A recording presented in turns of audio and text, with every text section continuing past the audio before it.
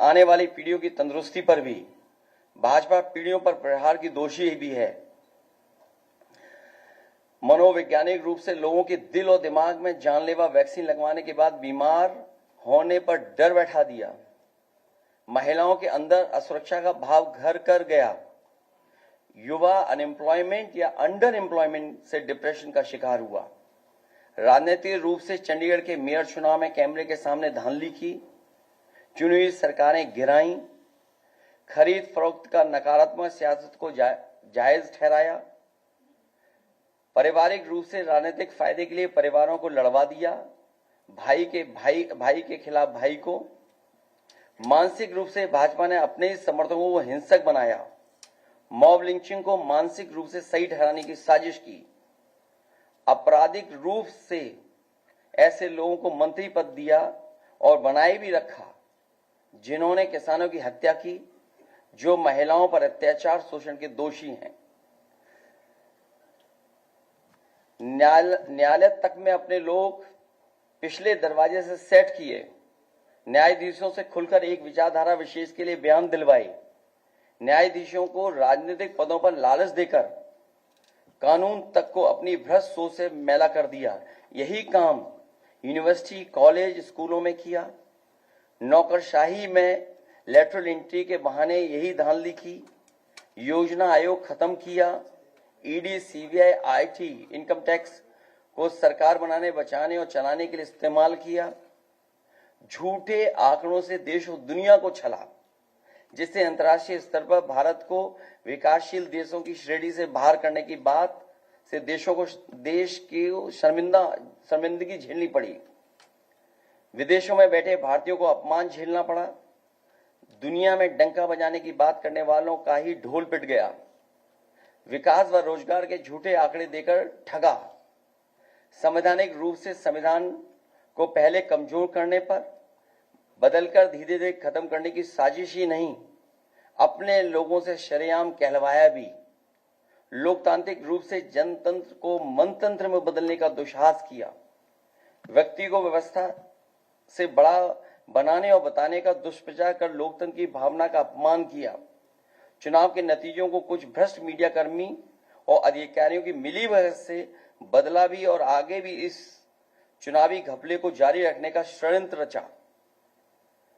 भाजपा ने इन्हीं सब कारणों से देशवासियों की जिंदगी को खतरे में डाल दिया है। साथ ही भाजपा ने अग्निवीर जैसी अल्पकालिक भर्ती, जो देश की सुरक्षा व सीमाओं से समझौता करके देश को खतरे में डाल दिया है। भाजपा का झूठा राष्ट्रवाद, चीन की घुसपैठ से रजांगला मेमोरियल जैसे शहीदों के बलिदान का स्मारक तक नहीं बचा पाए। भाजपा की भ्रष्ट नीतियां बीते कल के लिए नहीं बल्कि भविष्य में भी देश की रक्षा के लिए असमर्थ व अक्षम है। इसलिए जनता इस बार गांधी जी को याद करते हुए करो या मरो की तरह आंदोलित हो गई है और अपने देश के भविष्य बचाने के लिए नया स्वतंत्रता आंदोलन लड़ने के लिए तैयार बैठी है। जनता स्वतंत्रता सेनानियों की तरह बलिदान करने के लिए तैयार है, क्योंकि भाजपा काल में उसका जीवन तो वैसे ही दूभर हो गया है। जनता की सकारात्मक सक्रियता से देश नकारात्मक ताकतों से आजाद होने जा रहा है। देश प्रेमी 140 करोड़ जनता की शक्ति के आगे भ्रष्ट और संकीर्ण सोच के चंद देश विरोधी लोग टिक नहीं सकते। देश का युवा फिर से कफन सर पर बांधकर कह रहा है, मेरा रंग दे बसंती चोला।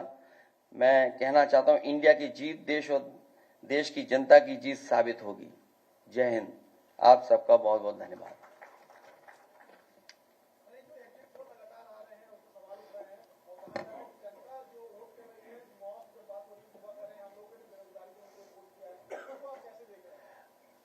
हम और आप पूरे जनता के बीच में थे पूरे चुनाव भर, और इतनी तपती हुई गर्मी में, भीषण गर्मी में लोगों ने इस लोकतंत्र को, संविधान को मजबूत बनाने के लिए मतदान किया। कहीं भी किसी जगह पर ऐसा नहीं दिखा कि भारतीय जनता पार्टी के समर्थन में लोग आए हों। उनके टेंट खाली थे, मैदान खाली थे, और इसमें से कई साथी ऐसे हैं जो एग्जिट पोल में शामिल हैं। वो और उनकी संस्थाएं भारतीय जनता पार्टी के लिए बूथ मैनेजमेंट का भी काम करती हैं, समय समय पर बूथ की जानकारी भी देती हैं। जो सवाल हमसे आप पूछ रहे हैं वो सवाल मेरे मीडिया कर्मियों से ये भी है कि उन लोगों से भी पूछें कि जो एग्जिट पोल वाली संस्थाएं और एजेंसियां हैं, क्या वो भारतीय जनता पार्टी के लिए पिछले कई वर्षों से बूथ मैनेजमेंट का काम कर रहे हैं कि नहीं कर रहे हैं। तो जो लोग उनके समय समय पे बूथ मैनेजमेंट का काम कर रहे हैं वही एग्जिट पोल मैनेजमेंट के लिए आए हैं। वो माहौल बना रहे हैं, विपक्ष के लोगों को डराना चाहते हैं। ये राजनीति इनकी पहले से रही है और इसी तरह करते आए हैं, लेकिन इस बार जनता भी तैयार है और इस देश का नौजवान से लेकर के हर वर्ग के लोग तैयार हैं कि उन्हें अपने मतदान किए हुए की रक्षा करनी है।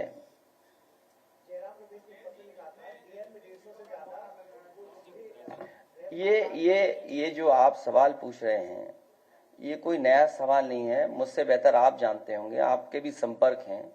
चुनाव भर किस तरीके का सरकार का व्यवहार रहा है या क्या निर्देश समय समय पर नीचे भेजे गए, और रामपुर एक उदाहरण रहा है, संबल एक उदाहरण रहा है।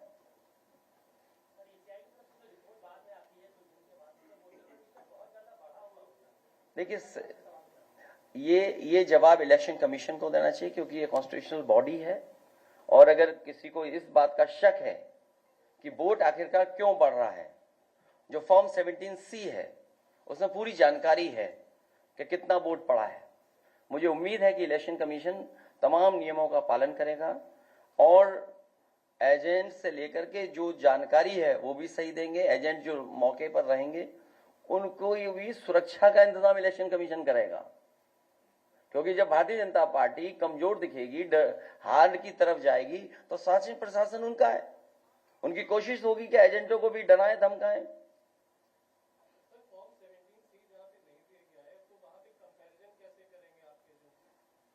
फॉर्म 17C की कॉपी एजेंटों के पास है, लेकिन उसमें यह भी जानकारी होनी चाहिए आपको कि 17C एजेंट के दस्तखत नहीं होते हैं, लेकिन एजेंट के पास वो फॉर्म 17C होता है, उसे जानकारी होती है कितना वोट पड़ा है। ये हमारी पार्टी के कार्यालय में हमारे पास पूरे हैं, क्योंकि हमें पता था कि बीजेपी किसी भी साजिश षड्यंत्र में शामिल हो सकती है, इसलिए जानकारी पूरी हम लोगों ने डे 1 से रखी है। अरे एक ही बिरादरी के सब सवाल पूछोगे, इसका मतलब प्रेस धन्यवाद दे दें। बहुत धन्यवाद आपका, क्योंकि एक ही बिरादरी से पूछवा रहे हो सवाल। धन्यवाद, ये सब सेटिंग आपकी भी है। चलिए धन्यवाद। ये